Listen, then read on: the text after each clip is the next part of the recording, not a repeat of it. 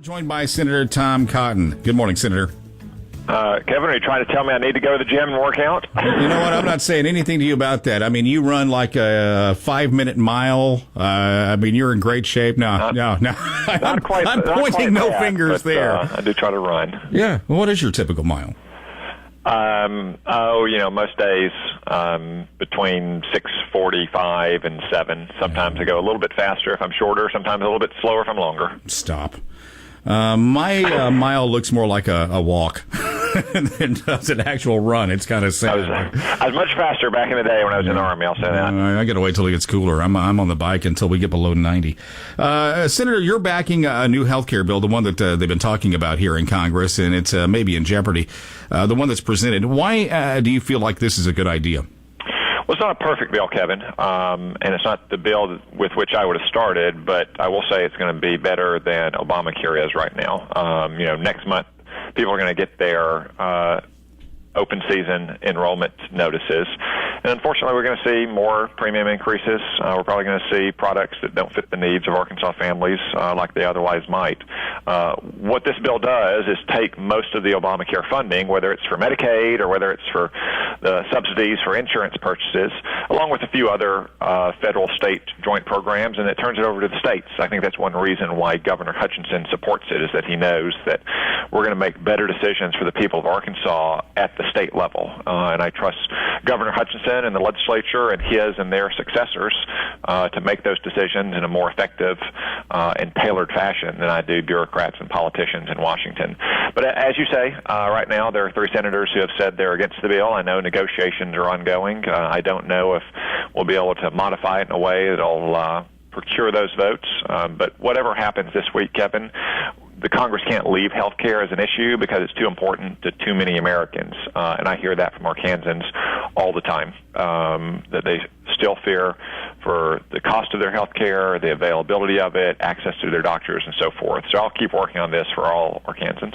Kevin Miller along with Senator Tom Cotton, News Radio 102.9 KARN, and I think what you're telling me here, too, this is maybe not necessarily the best option, but it seems like Congress is so focused on passing something, anything, even though what is there may be more detrimental than maybe Obamacare. Why are we not getting together on this and trying to figure out, I mean, this is a big deal, and figuring out a plan that's going to fit and work, and it's never going to be exactly the perfect piece to the puzzle, I don't think.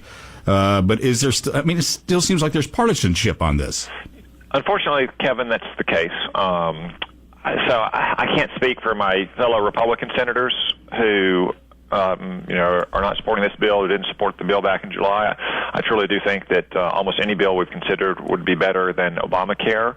As for the Democrats, we've tried since July to work with them in a bipartisan fashion on a more tailored and incremental bill, and we've gotten a couple answers. One, you saw a couple of weeks ago when Bernie Sanders had that big press conference to announce that they were going to have a single-payer, government-run healthcare system for all of America, without even mentioning how they were going to pay for the $30 trillion price tag. But then the other Democrats that didn't join him really just want nothing but a straight bailout for insurance companies that made a bad bet supporting Obamacare, and now the insurance markets are being badly destabilized, and they're asking for billions of taxpayer dollars. And I certainly, for one, couldn't support just a straightforward bailout of insurance companies without any reforms to work or protect Arkansas workers and taxpayers. Senator Tom Cotton, News Radio 102.9 KRN. You tweeted out an article, Wall Street Journal, about how the president can improve the Iran deal. You say you want to decertify the deal with Iran. What's going on here with this nuke deal? What needs to happen? So, Kevin, the Iran deal, as the president said, is an embarrassment for our country. It doesn't block Iran's path to a nuclear weapon. It paves the path to a nuclear weapon. The president, in the middle of next month, has to make a choice whether to certify the nuclear deal under U.S. law. Not under the deal itself, but under U.S. law. Every 90 days, he has to certify not only that Iran complies, but also that the deal remains in our vital national security interests. I just don't see how you can say that. As long as Iran is still spinning so many centrifuges and learning how to enrich uranium, which is the key fuel for a nuclear weapon, they're testing ballistic missiles, they're threatening our soldiers in places like Afghanistan and Iraq, supporting terrorist organizations like Hezbollah. So the president, in my opinion, should not certify that. That doesn't affect the deal itself. That's only a certification under U.S. law. That then gives Congress 60 days to take action should we choose.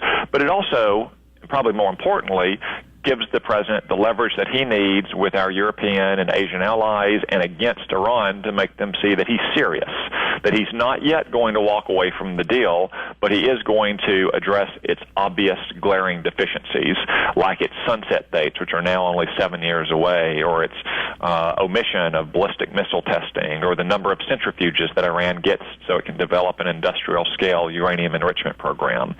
Decertifying the deal under U.S. law would give him the leverage he needs to get those concessions from our allies and from Iran. Senator Tom Cotton, enjoy the conversation. Thanks so much. Thanks, Kevin. 8-7.